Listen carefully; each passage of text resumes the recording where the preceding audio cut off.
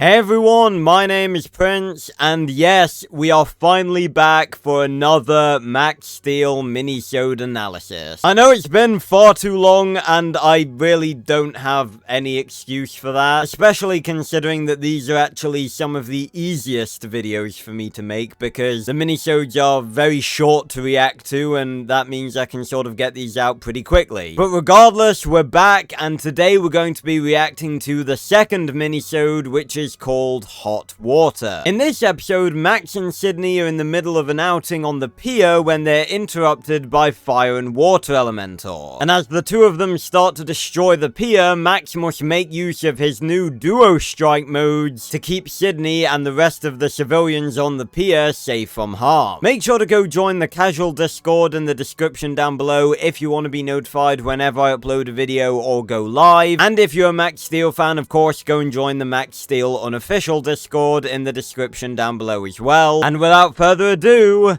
let's get right into it. Hot Water, Part 1. So we're at the pier today. We've been friends for a while now, right? And friends aren't supposed to keep things from each other. So, the best I can tell, we've sort of established that all of these minisodes take place after or during Season 3. And due to the fact that in this minisode, Sydney very clearly knows that Max is Max Steel, but they haven't really addressed that between each other yet. And due to the fact that Max uses duo strike modes later on in this minisode, this is clearly taking place after the events of Dawn of Morphos, but before the events of Maximum Morphos. Yeah, that's it, I guess. I mean, what are you getting at? I mean, at this point, I really think he should just, like, come out with it, because, like, it's very obvious that she knows, so why keep trying to beat around the bush and not tell her? I mean, I guess the argument is the whole reason why he didn't tell her again after he told her the first time and then she lost her memory is because he didn't want her getting hurt, because obviously if she knows, then she's gonna be, like, in the line of fire with the stuff he's doing. But at the same time, he's sort of seen that Sydney can sort of handle herself reasonably well. And again, the end of Season 3 sort of suggests that now that Sydney knows, she's actually gonna start getting involved and fighting with Max. Which, a little bit of a teaser, is going to be something that is very prevalent in Max Steel Turbified, my own continuation, coming soon. What I'm getting at, Max, is I know a secret about you. And I think it's time I finally told you. Although then again, from the way she's talking here, she could be implying that she knows that he has a crush on her. And also, and I am gonna bring this up in future videos more heavily, but I'd like to make the point here, because obviously it's pretty relevant with this being a minisode about Max and Sydney, or containing Max and Sydney together. Max and Sydney's relationship is one of the most disappointing things about the entire show, because they very clearly like each other, and they've liked each other since the very first episode. It's not like a lot of shows, obviously, where they're sort of dancing around their feelings and being like, oh, I wonder if he feels the same. Like, no, it is incredibly obvious that they are both into each other, and yet they never do anything with that. They literally do not even kiss once. They came close in the first episode, and, like, there was never any moment that even came close to that again. There was the episode Reprogrammed in Season 2, because that was focused around Max asking Sydney out to the dance, but that was sort of undermined by the fact that it was an episode focused around Max and Steel swapping bodies. And at the end, Max didn't even get to dance with Sydney, because for no apparent reason, he chose not to swap back with Steel at the end of the episode for the big dance. Literally from pretty much when they first met, they were flirting and they almost kissed, and that continues throughout the entire show, and it never actually goes anywhere. So yeah, I kind of wanted to bring that up, because that is definitely really disappointing. And once again, it is something that I'm going to try and fix in Turbified. Huh? Oh dear. The Elementors are around. Last time scissors beats paper. That's not in the rule book. That's because you incinerated the rule book. Okay. Now, I give Season 3, as well as the surrounding material, like the minisodes, because obviously these were made around the same time, and they take place during or after Season 3, I give this era of Max Steel a fuck ton of praise. And, you know, that's not without reason, because, in my opinion, Season 3 is the best era of Max Steel. It was short-lived, but the stuff they introduced in Season 3 was just so amazing that it felt like this was the beginning of the peak of Max Steel, and of course that really wasn't what it ended up being. However, one thing I'm really not a fan of is the treatment of the Elementors in Season 3. And I'm not talking about the whole randomly being able to fuse together thing that I mentioned in the Elementors video. I'm more talking about their actual personalities and just the way they act in Season 3. Like, in Wrath of Makino Part 2, when Makino is saying that he's tired of Earth, all of the other Elementors and some of the other Ultralinks, like Blast and Prism, they chime in talking about stuff that is good about Earth, like their movies and their pizza. And in Maximum Morphos, where Max teams up with all of his other villains, including the Elementors, one quote from Metal Elementor that always stuck out to me like a sore thumb was him going, "Don't worry, buddy, I got your back. For now." Like, Metal Elementor has always been the sort of almost honorable figure. Like, the way he talks is very, like, professional and, you know, commanding, and that really doesn't seem like something he'd say. Now you must prove that you are truly worthy of it. What? Now come on! And this is very much enforced here with Fire and Water Elementor fighting because of a game of rock, paper, scissors. An Earth game.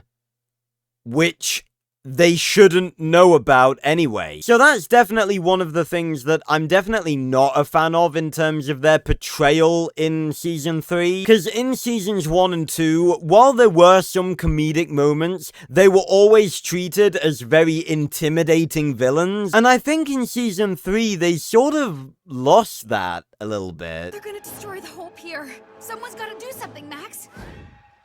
Max? Oh, come on, you can't tell me that Sydney did not notice Max climb out of a pair of Ferris wheel seats that swing back and forth. How did she not notice that? Also, this is another point that I want to bring up that I definitely will bring up in future videos as well, but I'm just bringing it up here because it's relevant to Sydney and her knowing Max is Max Steel and stuff. But the way that Sydney discovers that Max is Max Steel in Dawn of Morphos is utterly fucking stupid. Because the way that she discovers that Max is Max Steel is by him accidentally saying her name. And this doesn't make any sense because Sydney and Kirby have had multiple encounters with Max as Max Steel, and I'm pretty sure even if Max wasn't Max Steel, he probably would have picked up during those encounters that Sydney's name is Sydney. So her figuring it out from Max Steel knowing her name makes no sense because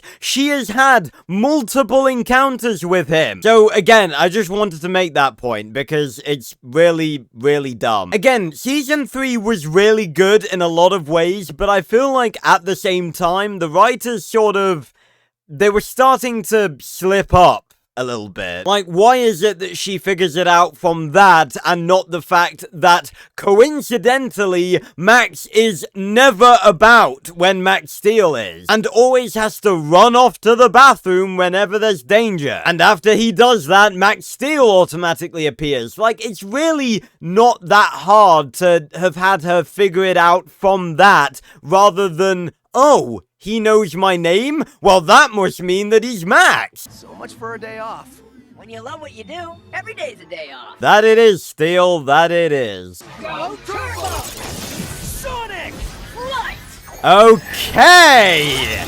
Now, a bit to talk about here. First off, it was really good seeing him go turbo because it's been a while since I've watched anything Max Steel. But obviously, in the last episode, we didn't actually get to see Max go turbo because of the mode inhibitor that Dredd made. So here, of course, we get to see not only the first going turbo of the minisodes, but the first duo strike transformation, which is, of course, Sonic Flight Mode. Now, the funny thing is, the duo strike animation of the two turbo modes coming up and them combining together is actually different in the minisodes than it is in Season 3. Because in Season 3, Dawn of Morphos and Maximum Morphos, the animation for the Duo Strike transformations is sort of a wipe transition to reveal the two turbo modes and then they combine together. And we don't actually get like a proper going turbo animation of the mode itself being built apart from Cannon Spike mode. But none of the others did. But here, the animation is actually a little bit different, because as you can see, the modes actually fly in from off screen, they do a little spin, and then they combine together. And as you can see, there's a lot more particle effects being used in this version of the animation as opposed to the Season 3 one. In the Season 3 one, the turbo modes are sort of just like a wireframe of them, but here they've got the turbo energy particle effect surrounding them. But also, another point I want to make about Sonic Flight Mode specifically, Sonic Flight Mode is actually the only duo strike mode that uses a mode that Max himself has never used, because it features Sonic mode, which of course Jim used but Max never used himself. Now this means two things. One, Max has access to all of Jim's turbo modes, or at least the ones that he used in the Wrath of Makino, which makes sense obviously after Steel being reintroduced to them when him and Jim were fighting Makino. And two, because Max never used Sonic mode by himself, the 3D modeling crew for the show never made a Max version of Sonic mode. So the 3D model of Sonic mode that they use in the going turbo animation for Sonic Flight Mode is Jim's variation because they never modeled a Max variation. Hey fellas, I don't mind you going elemental on each other, but how about doing it someplace a little less crowded? Also, I'm pretty sure that Max just physically hit Water Elementor, and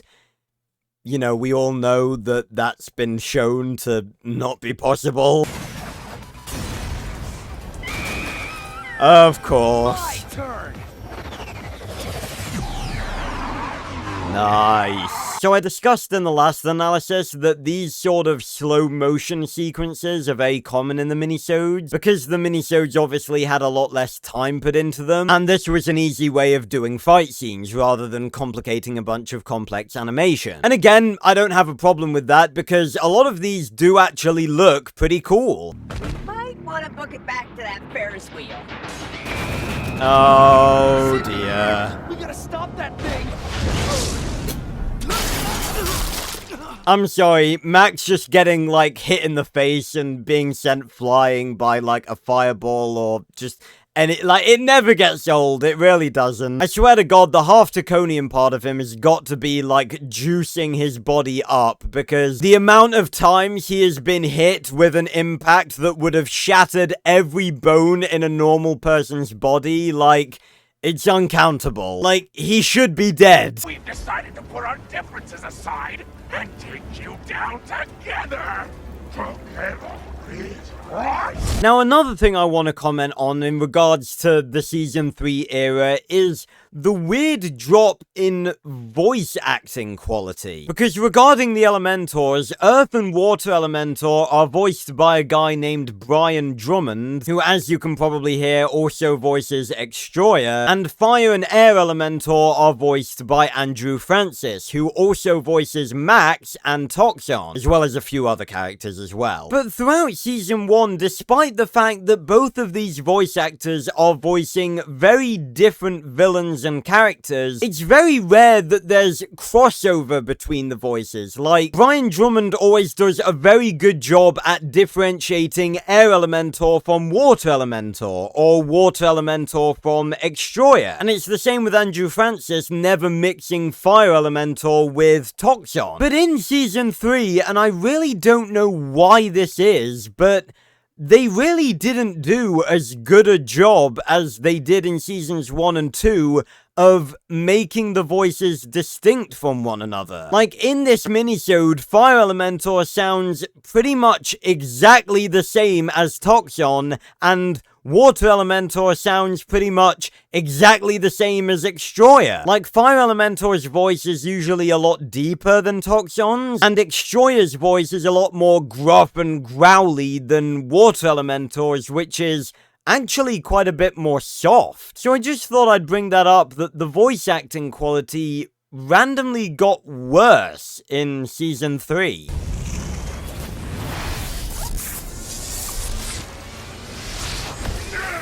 So here, of course, we have Fire and Water Elementor combined once again, just like they did in the Wrath of Machino. I think I'm just gonna call them Hydro Flame Elementor, because that's the name of one of the toys which featured the two of them combined together. Now, their combining animation just then had a little bit less detail to it. Like, Fire Elementor didn't turn blue before they combined, and the big fireball that surrounded them as they combined, I'm pretty sure in Wrath of Machino, it had a bunch of water surrounding it as well. It wasn't just fire. But again, that's more of just an observation rather than a nitpick. You know, I know these minisodes obviously didn't have as much time and effort put into them. Hot Water, Part 2. I don't remember... Oh god, that is... Maybe I should make that an emoji in the Max Steel Discord, which, if you're not already in, you should go join. But yeah, I can't remember if I actually mentioned this in the Better Off Dread analysis, but each of these minisodes is split into 3 parts.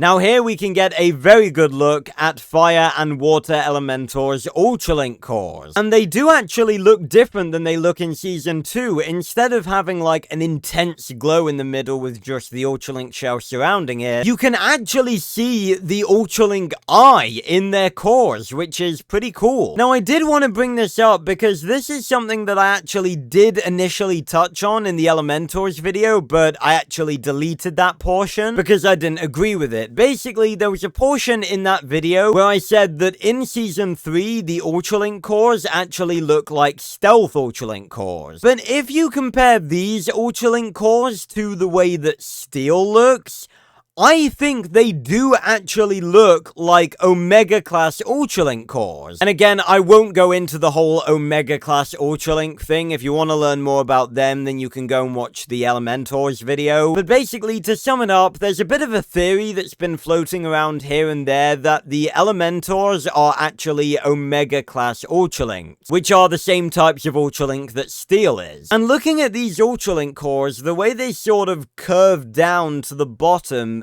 that shape really does look like an Omega Class Ultralink core. So again, the theory of the Elementors being Omega Class Ultralinks, you know, it could be possible.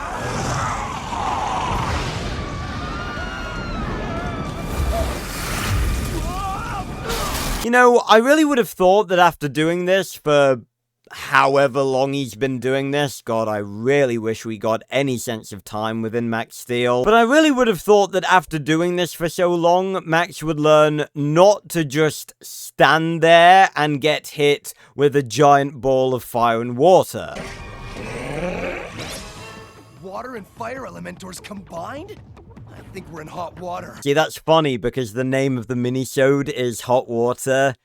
Do you get it? But I did want to pick up on this because the way he said that just then makes it sound like this is the first time that he's encountering Water and Fire Elementor combining together. But if he has Duo Strike and Sydney knows that he's Max Steel but hasn't told him yet, then obviously that definitively places this minisode after the events of Dawn of Morphos but before Maximum Morphos. Meaning that the Wrath of Machino happened in the past of this minisode, meaning that he obviously already encountered Hydro Flame Elementor. I'm bringing that up because, as you guys know from the previous minisode, at the end of these, I like to say whether or not I think they're canon, and that bit of dialogue, it's...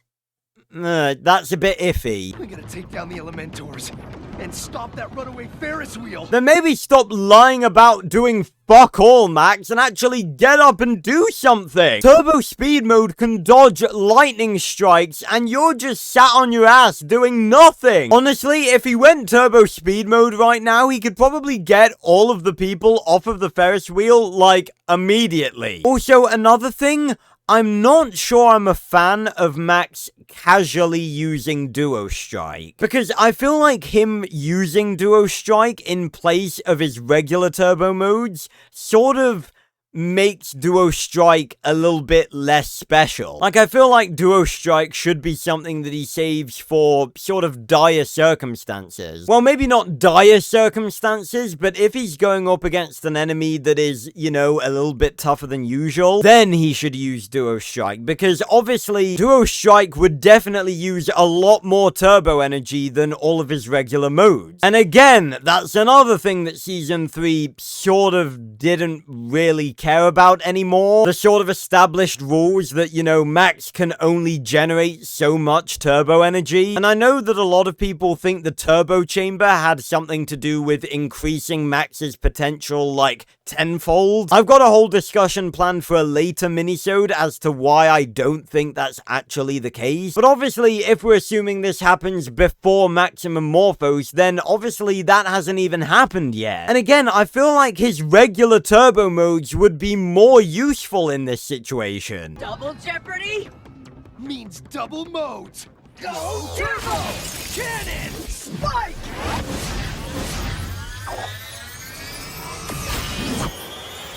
See, now that going turbo animation was a little bit different from the Sonic Flight mode as well, because first off, if you pay close attention, well, I say close attention, you don't really even need to pay close attention, it's pretty obvious, but he actually transforms into Cannon Spike mode before the animation actually plays. And this animation has the modes just looking normally and then having particle effects like activate around them. Again, that going turbo animation was sort of ruined a little bit by the fact that you could see that he was already Cannon Spike before the animation took place, but that style of transformation animation isn't bad either. Let me know down in the comments which Duo Strike animation you prefer. The one from Season 3 where it's the sort of wipe transition over the wireframe 3D models, the initial one from this episode where they fly in obscured with turbo energy, or the one we just saw where they look normal and then they get obscured with turbo energy. Also, something I've never noticed about Hydro Flame Elementor, and I just had a check, and this is a thing in Wrath of Machina as well, but on his back you can actually see that Hydro Flame Elementor has blue fire, which does look really cool. Jesus, look at him go. Jesus, he went far. Oh, I tell you what, I gotta say, I really love that. I don't know what it is. It's some sort of sound effect that I can't remember exactly where it was, like, originally used. That sound effect that played when the whip's attached to the lamppost, I think it's a variation of the sound effect that plays when Max's turbo energy, like, charges up. The main place I can think of it being used is in Wrath of Machina near the start, when Jim and Max touch for the first time and it causes, like, a little turbo energy explosion. And I think it's, like, a variation of that sound effect, just without the, like, charging up sound effect. It's like they're two sound effects put together normally. And that sound effect is used again with Exo Strength. Like, any time Exo Strength makes an impact, that sound effect is heard. Which I really did like for Exo Strength. It really helped sell how powerful it was. Max, go turbo speed!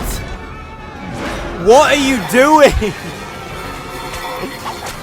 Oh my god. I mean, good plan to do that, but I feel like at this point, he's just making life more difficult for himself by, like, forcing himself to use Duo Strike. Also, why, instead of trying to detach the seats from the Ferris wheel, why doesn't he just, like, grab onto it with one hand and just, like, attach it to the floor of the pier with the other? I'm telling you, Max is losing his touch. Duo Strike has caused them to, like, get a bit complacent.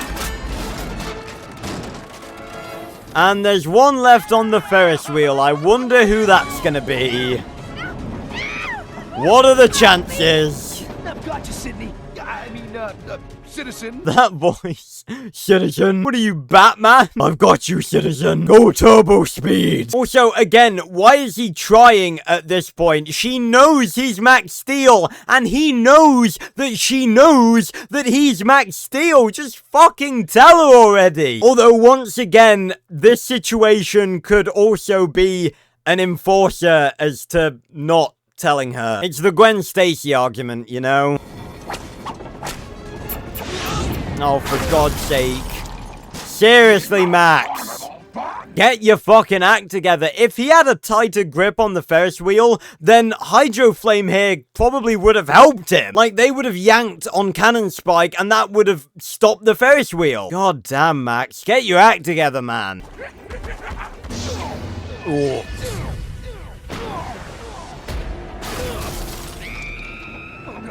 Oh, that was moving way faster than before. Steel, well done. Honestly, Max, if you just went turbo speed right now, you could, like, leap off the edge, grab Sydney, probably have her halfway across Copper Canyon, and then go back and deal with Hydro Flame Elementor. Like, why are you restricting yourself to Duo Strike? Like, my God, man. Also, I feel like that should be sinking a lot quicker. Hot Water, Part 3. Help me! Also, can't Sydney swim? We gotta save Sydney. Then we better save ourselves first. Maybe it's time we fight fire with fire. Right. And water with water. Here we go. Max Steel, not nice knowing ya. Go turbo! Hydro! Heat! Yeah! Now, because this clearly takes place before Maximum Morphos, and that was the first time we saw Hydro Heat mode, you could actually argue that this scene is actually them coming up with the mode and using it for the very first time. Obviously, that's not confirmed, but if you want to headcanon that, you know, that's not a bad theory. Thought I'd bring something new to the turbo table. See there, he said bring something new, so maybe this actually was intended to be canonically, chronologically, the first time that he used Hydro Heat mode. Did you really think you could beat us with our own elemental essence? See, like, that's Water Elementor talking, but it just sounds like Extroyer. Like, Water Elementor's voice has always been a lot more, like, raspy. And Extroyer's is always, like, really gruff. So I don't get why, like, the voice actors suddenly, like, lost the voices for the characters. But yeah, Hydro Heat mode, for those of you who don't know, is actually my favorite Duo Strike mode, so it's really cool to see more of it, obviously. Because, of course, we only saw it pretty briefly, although in a pretty memorable scene in Maximum Morphos, so it is cool to see it again. Max, those two Ultralink orbs in his head. Water and fire Elementor may have merged. Okay, that is the clearest we've ever seen their Ultralink cores, and again, I really do think they look like Omega-class Ultralink cores, the way they curve down. I don't think any other Ultralinks look like that. Because, like, if you compare the way they look here to, like, the shape of Steel's head, or, you know, the center of his body, whatever you would call it, they are a similar shape. So I do think that the Elementors might actually have been Omega-class Ultralinks as well. Again, at this point, I really just thought to do a whole video talking about Omega-class Ultralinks. But their Ultralinks are still separate. If you can hit Water Elementor's Ultralink with fire, and fire's with water, it may do the trick. That's... I really don't think that's how it works. Then again, we basically have absolutely no information on how this whole two Ultralinks combining thing works. We got a lot of information on the sort of technicalities of the four Ultralinks merging together with Ultimate Elementor. But like I mentioned in the Elementors video, the whole two Elementors merging together thing, that really seems like it came out of left field. And we don't really get any information on, like, how that's possible or what the rules are, so I guess anything is plausible at this point. But I still don't like this whole thing that if you shoot one Ultralink with the opposite's element, they unfuse. that doesn't really make sense to me. Then let's hope I'm a good shot. Bam! Nice. And they separate. Also, two things I've never noticed about Hydro Heat mode. The fact that the cannons at the end actually spin before they shoot out either water or fire. And the fact that it looks like he's got some sort of tanks or maybe jetpack on his back. I guess it's because we have so few scenes with these turbo modes that, you know, it can sometimes be a bit difficult to notice these smaller details. Now, two things to point out right here. Number one, that's actually the same dude from Hard Water who asked Max if he wanted to win a prize for his lady, being Sydney. And number two, out of fucking nowhere, he's suddenly Sonic Flight mode again. I guess in order to have him hold the teddy bear, they had to swap him back to a mode that had hands, but you could have just had him de-transform into base mode. What? Because water beat fire? No way! Fire beat water! See, it's still funny, but I feel like in Season 3, they dragged the Elementor's personalities a bit too much into the goofy side. Oh yeah, I forgot about Sydney. Why is she staying on the lower bit?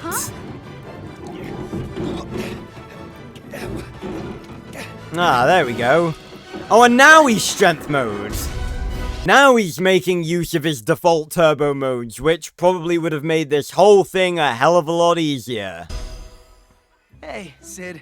I'm sorry I had to run earlier. That Ferris wheel was giving me the spins. Come on! Can we stop pretending? Like, why? What's the point here? You literally just turned back right behind her. She may have even caught that. Like, at this stage, they both know that each other know. Like, what's the point of holding on to this? Anyway, you were mentioning something about some secret I had? Also, I'm pretty sure the last bear that Max won for her was exactly the same. Yep, that was it.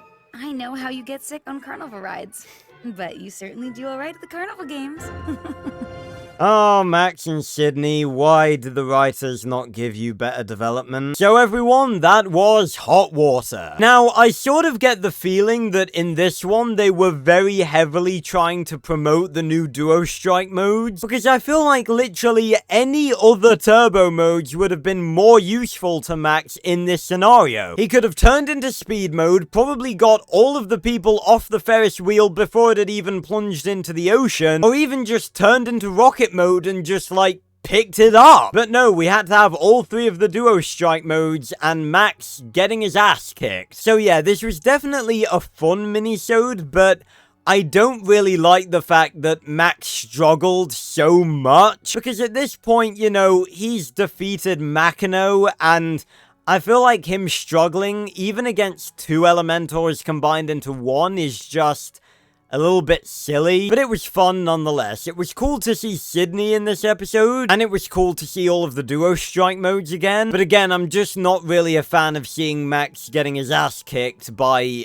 a villain or a pair of villains that he probably shouldn't be. Plus, they're trying to promote the Duo Strike modes being amazing and powerful, but Max getting his ass kicked by Hydro Flame Elementor in like all three of the Duo Strike modes really paints them in a bit of a negative light, because these are meant to be some of Max's strongest modes, and it just sort of makes Max look weak. Now let's move on and talk about whether or not Hot Water is canon or not. Again, that line about Hydro Flame Elementor, that line does stick in my head, but then again, they never specifically state that they've never seen this before, so it could just be Max like marveling at, I guess, the danger of their situation. So I don't really think that's enough to drag it down into the non-canon category. And we've got a bunch of other stuff that's in this that makes sense chronologically, like the whole thing between Max and Sid, meaning that this takes place after Dawn of Morphos but before Maximum Morphos, and thus Max having access to Duo Strike, and the potential that this was actually the first time that Max used Hydro Heat mode. With all of that together, I can pretty safely say that Hot Water is canon. Join me next time where I'll be reviewing New World Disorder, the minisode where Dread captures Max once again and uses his turbo energy to create an army of turbo-powered dreadnoughts. thoughts. I really hope you did enjoy this video. If you did, make sure to leave a like, subscribe, and go join both the Discords in the description down below. And I will see you on another video or stream very, very soon.